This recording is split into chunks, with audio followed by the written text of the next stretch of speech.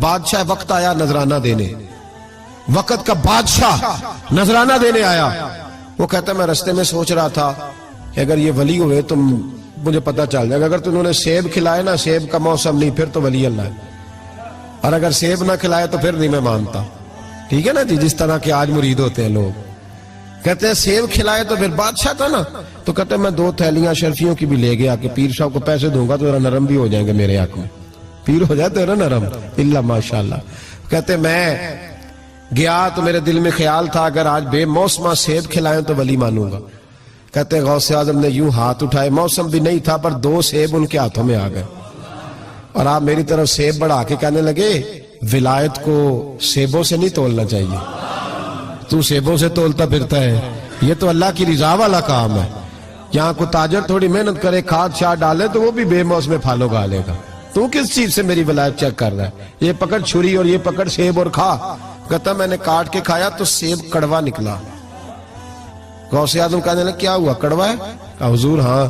تو نے اپنے ہاتھ سے کاٹ کے ایک ٹکڑا دیا، کہا کھاؤ. کھا کے کہنے لگا حضور آپ کے والا تو میٹھا ہے، تو سیب تو دونوں غیب سے آئے ہیں تو میرا کڑوا کیوں ہے؟ آپ کا فرمانے لگے غوث اعظم دونوں ہی میٹھے تھے، ایک کو ظالم کے ہاتھ لگ گیا تو کڑوا ہو گیا ہے، میٹھے دونوں ہی تھے. تو ظالم ہے نا، ظلم کرتا ہے، تو تیرے ہاتھوں کی وجہ سے کڑوا ہو گیا، ایک ہی تھے.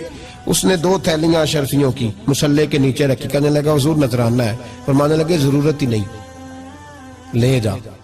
اللہ کے بندوں کو دنیا داروں کے نذرانوں کی ضرورت ہے، اور ضد کرنے لگا حضور قبول کر لے. آپ فرمانے لگے جا تو جا، نہیں چاہیے.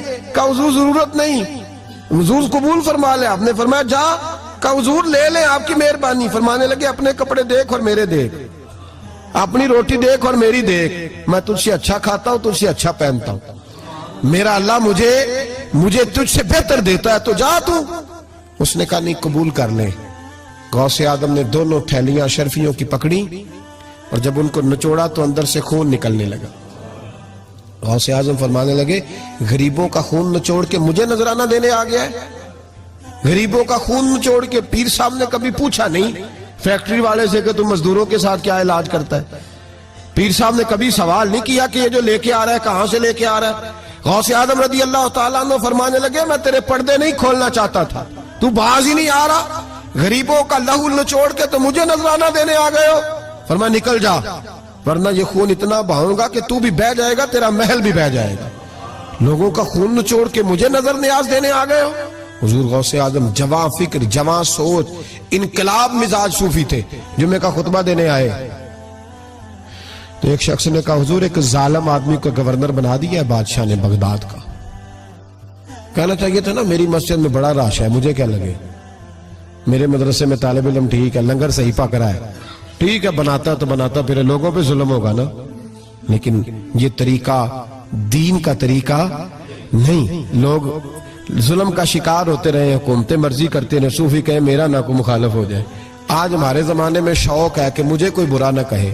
وہ بھائی کہہ لے جس نے برا کہنا ہے کہے، یہ کوئی بری بات ہے؟ قرآن کہتا ہے اللہ کے بندوں کی علامت یہ ہے جاہدون فی سبیل اللہ، وہ اللہ کے راستے میں جہاد کرتے ہیں. ولا یخافون لومۃ لائم، اور کوئی انہیں برا کہے تو وہ اس کی پرواہ نہیں کرتے، وہ جہاد میں لگے رہتے. کہے جس نے کہنا ہے، سانو تخت ادارے دی لوڑ کی ہے، نالے کی لگے شہر ببول دے نال، اسی اپنی بال کے سیکنے ہیں، سانو کی لگے کسی اور دے نال. کہے جس نے کہنا ہے، کوئی پرواہ نہیں، بات کھری اور سچی ہونی چاہیے. موج کرے جس کا جو دل کرتا ہے، جس کا جو دل کرتا ہے. میں ایک جگہ میں نے بڑی تگڑی تقریر کی کہ سیالکوٹ کے قریب بڑی سخت 2 4 5 نعت خان تھے، وہ بھی عشق کی ڈگریاں بانٹ رہے تھے اور بڑے انہوں نے نوٹ کٹھے کیے تھے. اوپر سے میرا نمبر لگ گیا تو میں نے انہیں کہا، وہ ایک بڑا شور کر رہا تھا یوں کر دیں گے ختم نبوت کے لیے، یوں کر دیں گے. تو داڑھی بالکل تازی صفائی کرا کے آیا تھا، حمام سے سیدھا محفل پہ آ گیا تھا. میں کہا بیلیہ تیرے کو داڑھی دا پار تے چکیا نہیں جاندہ، تے سارے دین دا کیویں چکے گا؟ وہ تے چک لے، وہ تیرے کو تھوڑا جہا بھی نہیں چایا جا رہا. ایک اور تھا اس میں، مجھے کہنے لگا میں تو انہوں نوی نعت سنانی. میں کہا تیری مہربانی منوں کو پرانی سنائی، نوے کلام میرے کو نہیں ہضم ہوندے جڑے تسی شروع کیتے ہیں ڈم ڈم. تو مسئلہ خراب ہو گیا. ایک پیر صاحب بھی بیٹھے تھے. آپ یقین کریں نبی پاک کی نعت ہو رہی ہے اور اشارہ پیر کی طرف ہو رہا ہے، اشارہ پیر کی، حضور کی نعت میں. نبی پاک کی نعت ہو رہی اور اشارہ بھئی جو شعر حضور کے نام کے ہیں وہ کسی پیر پہ فٹ کرنا درست ہے؟ وہ بھی مست ہویا 100 دے نوٹ کٹ کٹ کے دے رہے ہیں، میری گل ہو رہی اور میں نے کہا شرم کرو، اللہ سے ڈرو۔ اور باہر نکلے نا تو ٹائر پنکچر تھا، گاڑی کا ٹائر پنکچر تھا۔ تو میں ایک بندے نو کیا بھی ابھی تو پہنچنا ہے، اس دن مجھے واپس وزیرآباد بھی آنا تھا، ٹائر پنکچر ہو گیا تو مینوں کہنے لگا کسی نعت خانے کے علم آ رہا تہاڈی گڈی نو، تسی چھڑ دے نہیں نا کسی دی گل، تے انہیں دوجا بھی کر چھڑنا سی، اودی مہربانی سمجھو نیک کیتا ہے۔ یہ حال ہو گیا ہمارا کہ لوگ اب پوزیشن اس طرح کی کسی کو سمجھائے وہ مخالفت کرتا ہے۔ انہوں نے بعد میں میٹنگ کی انہوں کہنے لگے تو کتھوں مولوی بلا لیا، اگوں نہیں آنجدہ بلائی، یہ کس طرح کا آدمی تھا، سب کو اس طرح۔ اور بڑی بڑی عجیب حرکتیں، میں یہ لودرا ملتان سائٹ پہ 2-3 دن کے لیے تو نقیب محفل وہ بےزتی کری جائے مجمع دی، تسی بول دے نہیں، تسی سبحان اللہ ہی نہیں آندے، ایڈا رکھا مجمع کدے نہیں ویکھے، کنج دے تسی بندے ہو، من تسی یاد رہو گے۔ بوڑھے لوگ بیٹھے ہیں، ٹھنڈ کا موسم ہے، کری جا رہے ہیں۔ وہ میرے سے نہ برداشت ہوا، کبھی وہ رگ بڑی تنگ کرتی ہے، کچھ دیر تو میں نے برداشت کیا، تو بعد میں بول ہی پڑا، میں کہا بھائی بہ جا، تیری مہربانی، تو پیسے لے کے مفت آئے نہیں سارے، اے چنگے نہیں تیرے نالوں، اے فری بیٹھے مفت بیٹھے، تو تے پیسے لے گئے، مجھے انہوں نے بتایا کہ 15,000 تو نے پہلے لیا، کس بات کا لیا؟ تو یہ کوئی مذہب کا کام ہے؟ کیا چکر چلایا ہوا ہے؟ یہ کوئی طریقہ ہے؟ یہ اس طرح دین پھیلتا ہے؟ غوث اعظم جیلانی، حضور شیخ عبد القادر جیلانی، یہ لوگ اگر بادشاہوں کی ٹی سی کرتے تو انقلاب نہ برپا ہوتا۔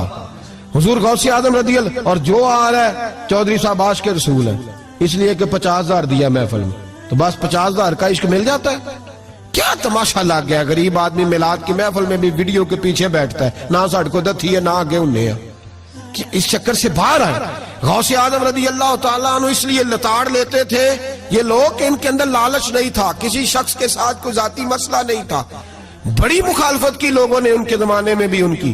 جمعہ پڑھانے آئے، ایک شخص نے کہا حضور ظالم آدمی گورنر بنا دیا بادشاہ نے۔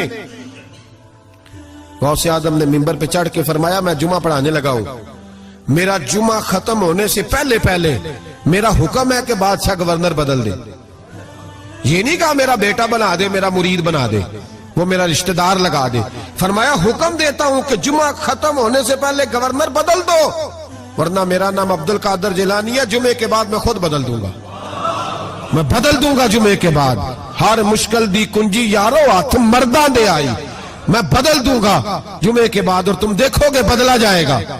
لوگ کہتے ہیں جمعے کی نماز پڑھ کے نکلے تو بادشاہ دروازے پہ کھڑا تھا، کہنے لگا حضور مہربانی کرے ناراض نہ ہونا، بدل دیا گورنر، ہم نے گورنر ہے۔